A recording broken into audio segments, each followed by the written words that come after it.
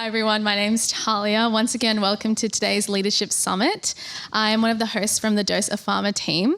So today we have the pleasure of interviewing Dr. Nabila Ismail, who is a pharmacist, content creator, and a world traveller. So we are so excited to speak with you here today, so thank you so much for coming.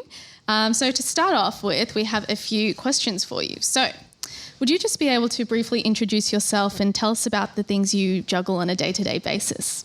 Yeah, can everyone hear me? Cool. Well, thank you all for having me. I can definitely start with that. There's quite a lot. I think I'll just talk about kind of what I started with and what brought me to where I am now and why I'm in Melbourne and why I'm at your school. So I'm a pharmacist. I graduated with my PharmD in New York in 2019. And then I've made a few career pivots in my short time out of school, where I moved over to a marketing company, a health startup. And then after that, I broke into freelance journalism, and now I'm a content creator. And now I work most importantly with the World Mosquito Program, which is based out of the Clayton campus, I think I said that right? Yeah, the Clayton campus. So I am working with them as an ambassador. So right now I don't work as your traditional pharmacist. So I'm not in the clinical or retail or any setting of sort. I kind of work for myself, and I work with travel companies. I work with the World Mosquito Program, so NGOs, and then I consult with startups. So a lot of the same stuff that I was doing before, but now on a freelance basis. And I am also running my own travel agency, like a boutique travel agency. Wow, it sounds like you're a very, very accomplished individual. You're wearing so many different hats. It's so incredible. So you said that, I guess, it's a little bit different to what a traditional pharmacist, may do. So what kind of really inspired you to start your Instagram account, to start, freelance journaling? What kind of was the main motivator? Yeah. Oddly enough, before I went to pharmacy school, I wanted to study fashion. And so I had this little blog that was just for me, and I didn't really share it to anyone. And so I always had like an interest in writing. So I ran this blog. And then when I started pharmacy school, I don't really have a budget to go shopping, and nobody cares what you look like in school. So I started to kind of get demotivated on posting about that. And it didn't really align with like my life anymore since pharmacy was taking over. And so I still wanted to write, and I didn't feel like there was enough information out there about pharmacy and what I was looking for specifically. So I was one of the students that kind of knew I didn't want to be a traditional pharmacist, but I didn't really know what I wanted to do. And so I used my curiosity and kind of lack of, I guess, my career to interview other pharmacists that were doing unique things. And so I turned that into my blog. So we've done a lot of rebrands for Dose of Travel. And so I just kept writing about that. And then I started to travel in the summer breaks. And then it became Dose of Travel because it was a little dose of travel. And then it was also pharmacy related. And that's kind of what helped me make those pivots. They may seem that they're not connected in any way, but there's a lot of intent and leveraging of like what I was passionate about. And there's still a lot of elements of pharmacy into what I do now. Yeah, thank you so much. I mean, we can definitely tell that you're very, very passionate about what you do, which is incredible to hear. So since you have so many, I guess, different passions, is there kind of like your favorite? Do you have something that you're most passionate about, or your favorite thing about what you do? It's a hard question. It is truly a hard question. I feel like I'm always reflecting and evaluating what brings me joy. Not as much about a specific job, but values of everything that I do and what I kind of like hold on to as I move from career to career. And I think for me, a big theme would probably be access. So at first it was access to medications and healthcare. And then when I moved over to that like startup, it focused on healthcare as well. It was a discount card company. So I'm from the States, and our healthcare system is quite complex. Most people can't afford their medications. And so this move was like to focus on changing healthcare from like more of a top level instead of individually. And now I think my focus is access to healthcare information, travel information, but also access to travel. And so I think I love just the aspect of connecting with people and bringing some sort of joy or knowledge or value to them wherever they are in their like career. So some people follow me for pharmacy things, like some of you. Some people follow me for travel inspiration or to feel I don't know, motivated about career transitions. So I feel like I like the connection part probably the most. Yeah. Just a bit of a side note, I've actually been following Nabila on Instagram for about 2 years. So for me, it's kind of like a starstruck moment being able to speak with her today. And I really do like the variety of content you post, the traveling inspirations, but also the pharmacy side too. So I guess linked into pharmacy, so you mentioned that you had an interest in like health access. Did that kind of interest start when you were a student? Like how was your pharmacy student experience? Yeah. It was quite varied. I think I was very lost in what I wanted to do, and I think we were just chatting about it, about like how typically there's either the retail route or the hospital route, and I knew early on that neither of those really like piqued my interest, mainly because I had done an internship at a retail pharmacy in high school, and then hospital just wasn't my kind of environment, and so I focused on a lot of different things and I was fortunate enough to create I think our whole pharmacy school structure is quite different than yours, so it might not make sense, but we do a lot of rotations throughout our 4 years of our doctoral program. And so I use those opportunities because you're not getting paid for it, but you have to do it. So I was like, I might as well do something I want to be doing. And so I set up my own interests. So I did a rotation at a marketing agency, like a healthcare marketing agency. And then I did one abroad in Zimbabwe, which was focused on HIV/AIDS. And so even while doing all of that, it was still very access focused. I don't think I really thought of it that way because, I'm like an agency in New York, which is super fancy and working with pharma companies that have a lot of marketing dollars. But then the next time I'm in Zimbabwe, focusing on how people will get HIV/AIDS medication. And so I just didn't realize that they were all interlinked, to be honest. But I think deep down, that was kind of what I was going towards was access. It just took me a while for it to click. Yeah, I think that it's really great. Like you were able to, I guess, try out a different fields. So you said marketing, you went abroad, experienced what healthcare was kind of like in Zimbabwe. Like that's just very important to, I guess, try to understand what your interests and where your passions lie. So that's pretty cool. So obviously, I guess it would have taken a lot of courage, I think, to just kind of drop things and go travel. How was that process like for you? Yeah, it appeared spontaneous, but it was very much a calculated risk. Yeah. I think before I graduated pharmacy school, I had, like most of us do, like a plan, like a 5-year, 10-year plan. And mine was very much a 3-year plan based on my student loans and where I'd be in my career. And I said, after 3 years of working in retail pharmacy, I will quit and go travel for a year just because I really wanted to give myself that opportunity while I still could. So for me, I did 7 years of school, 3 years of undergrad, 4 years of grad, and started my career at the peak of COVID. And so I knew I'd be burnt out and wanted to give myself rest and an opportunity to kind of reflect on what would be next. And so I found my journal entry that said I was going to quit at like 3 years' time. And so I put in my notice. I was like, oh, wait, I have to do this. And so it was kind of honoring myself and just taking that risk. But at that point, I had already pivoted my career and was doing something so different from my 3-year plan. And I had been monetizing my content and had started freelance writing. And so I felt quite secure in leaving because I wasn't completely going unemployed. It was more self-employed, and I still had the opportunity to travel. So it was very much calculated. It just kind of happened in a way I didn't expect. Yeah. I mean, it's really nice to hear that, you had this plan and you kind of still followed through with it, quitting, I guess, after 3 years to go travel and, you still had like your freelance journaling and you were quite set, which is really inspiring to hear, I think, for all of us here today. So in terms of just your travel, has there been a favorite place that you've traveled to? This question is always one of the toughest. I love a lot of places I go to, almost all of them for different reasons, but ones that kind of just stay in my head would definitely be Lebanon, Vietnam, and Pakistan. Yeah, cool. Thank you for sharing that. Yeah. So just, I guess, since you have traveled so widely around the globe, you mentioned kind of your interest in health access. So have you had a lot of, I guess, experiences, for example, when you went to Zimbabwe, where you really saw the issues in health access, or are there any other examples you can recount? Yeah, I have had a lot of experiences. I think the biggest one would probably be just being a community pharmacist in the States. Yeah. So most of my career, I worked in a low-income community, and I saw, like, lack of access every day. People would come in, right? Like, I feel like a lot of us go into healthcare to help people. And for me, I would get frustrated that I couldn't. I was giving them the medications, but they couldn't leave with it because they couldn't afford it. And so there's very little at that point I can do because, you know, you work for a company and you can't just slide them the tablets and be like, hey, like, I know you need these. And so I definitely felt that I was exposed to it all the time. But when I did go abroad to Zimbabwe, it was kind of different access of care.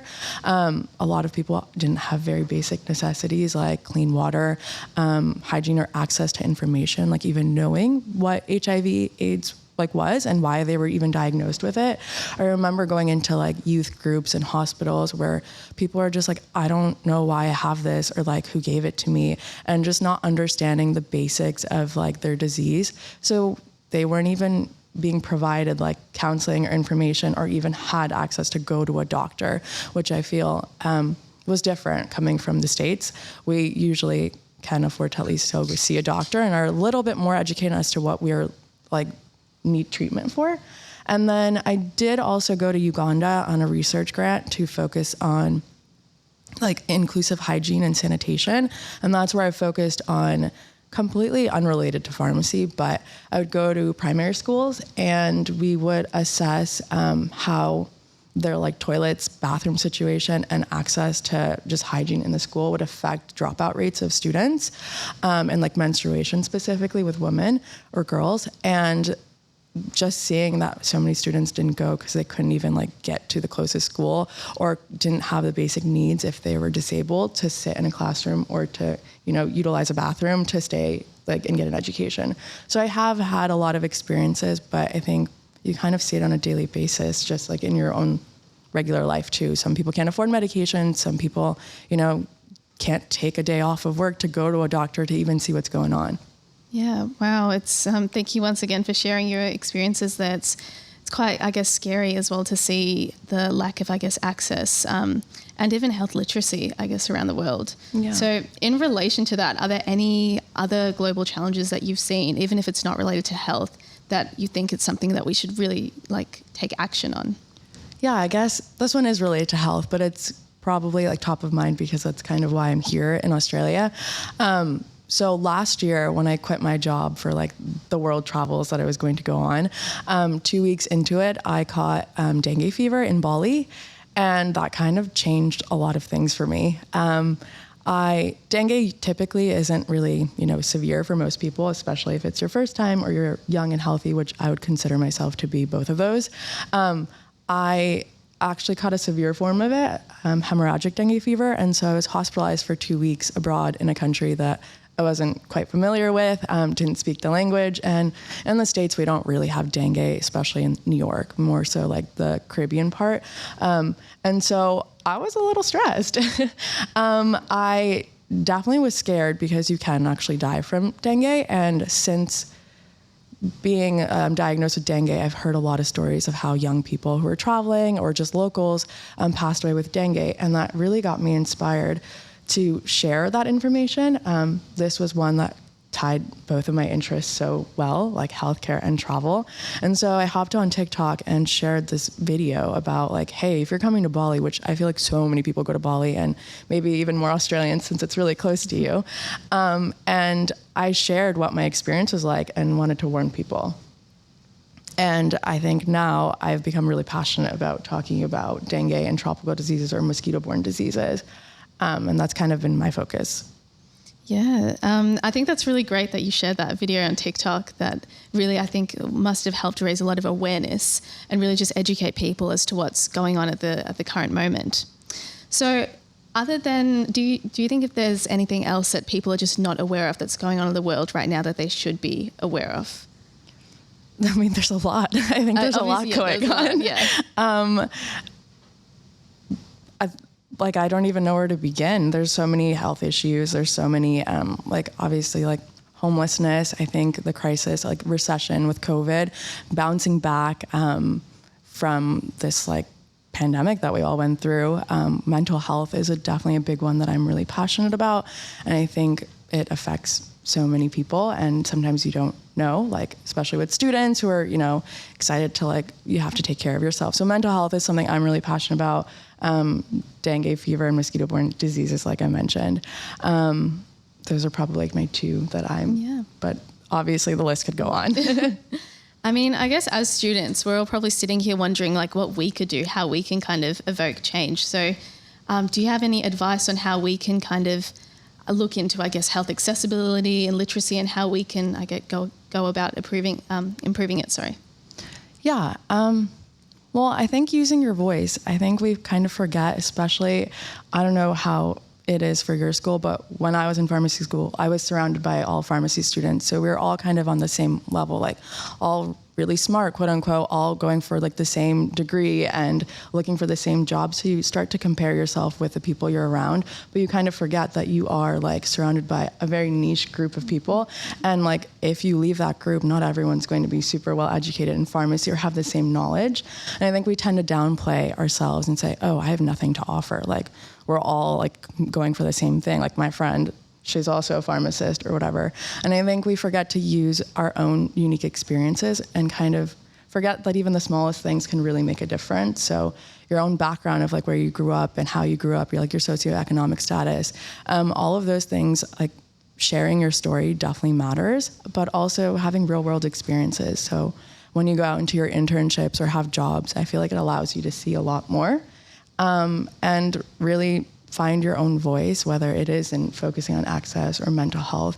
I think not limiting yourself into a specific category and realizing that you can make change with your degree and kind of whatever else you're passionate about. So basically everyone has a voice, and using it however you feel, whether it's podcasting, this is a way of sharing like helpful information, or if it's creating content or writing on a blog or volunteering.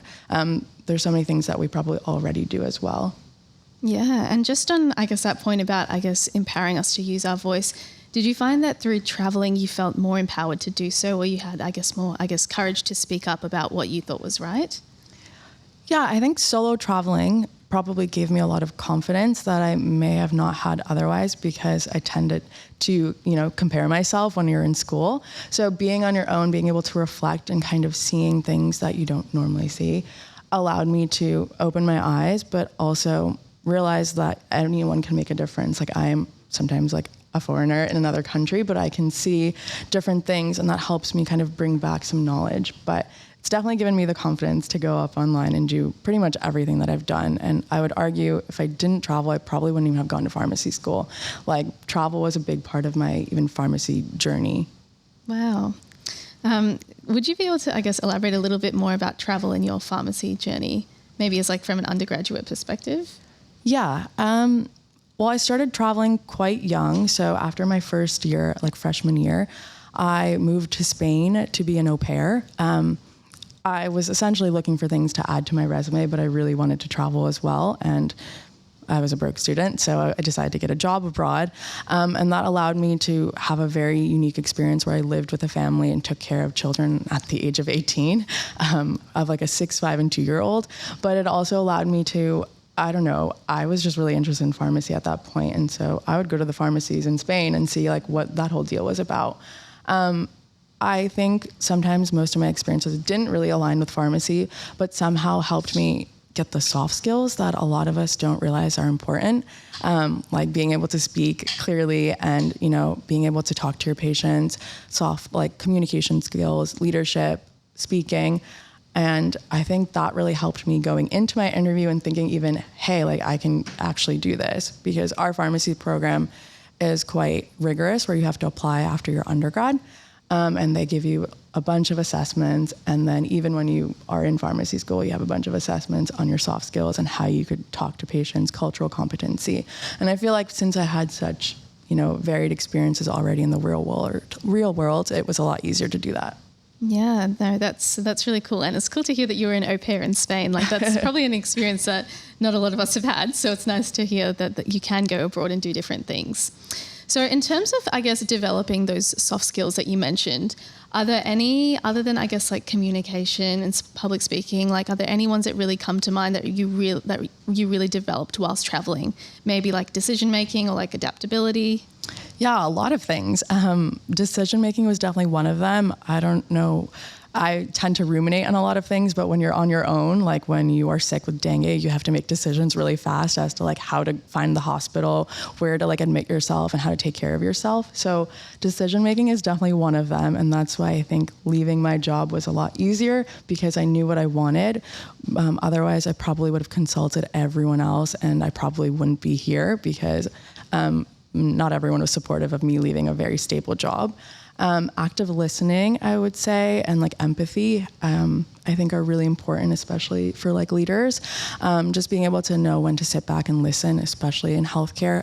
You want to give your patient time to like actually hear them out, especially when it gets busy and you just kind of want to like get your job done.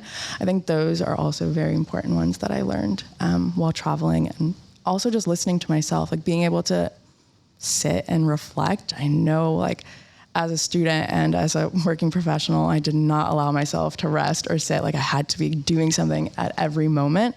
But honestly, sitting and unlearning and reflecting for the first 6 months of my travels was probably the hardest thing. Wow. Yeah, I think self-reflection is just super, super important. So it's really great to hear that you kind of developed that skill whilst traveling, and especially the decision making as well. Like when you mentioned about dengue and making the decisions, like when do I go to the hospital or what should I do next? It's something that I guess you wouldn't really sit to think about, that you'll be making decisions in that context. But it's really interesting to hear the importance of decision making, and it is something that we carry throughout our careers as future pharmacists. So in terms of, so you've obviously been working whilst traveling, but you've also been traveling for leisure as well. So it's a bit of a hard question, but what do you think the difference is really between the two? Yeah, I think I'm still figuring it out. I've technically been on the road for this is my 4th year, but in the beginning I was working remotely, and so my travel style looked different.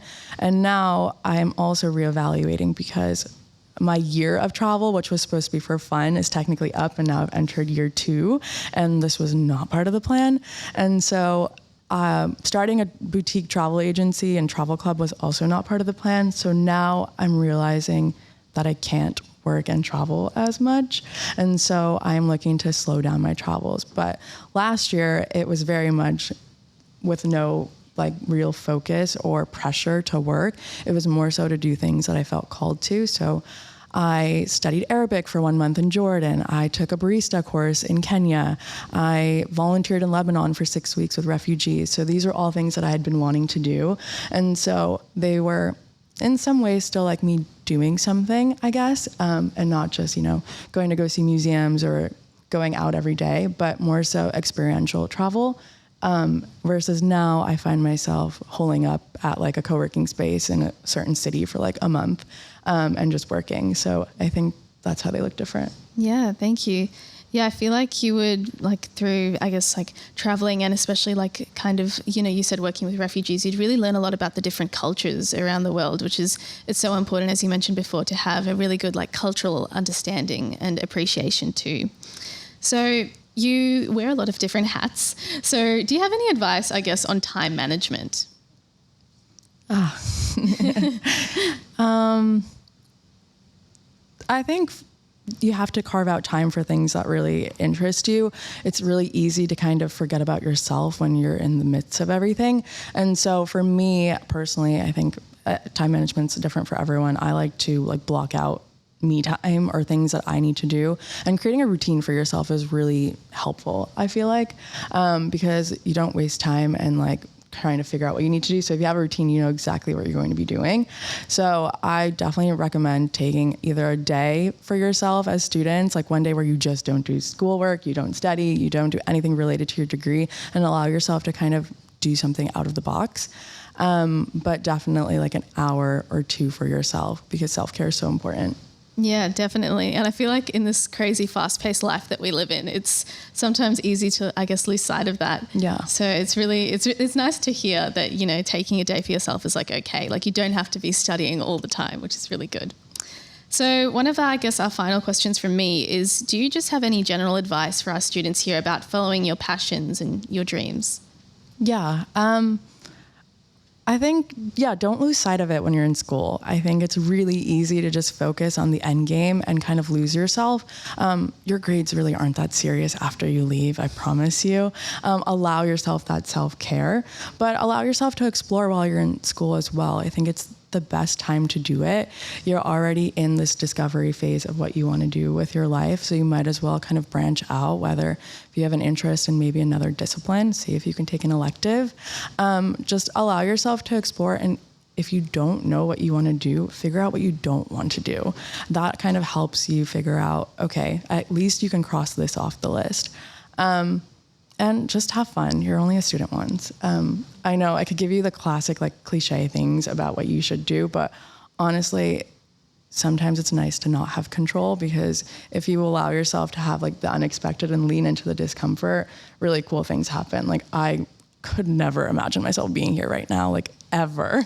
And it's because I started to like kind of let go on how to get where I wanted to go, but just like focused on like what really fueled me, and then things just happened on its own. Yeah, I think personally that's really amazing advice, and I hope to take some of that on as well. Like, it's okay to not be in control all the time, so that's really, really great. So I just wanted to say thank you so much on behalf of everyone here today for coming to speak to us about your incredible experience. I'm sure we've all learnt a lot, and we have a lot to think about for ourselves personally. So could we give a round of applause to Nabila? Thank you for having me.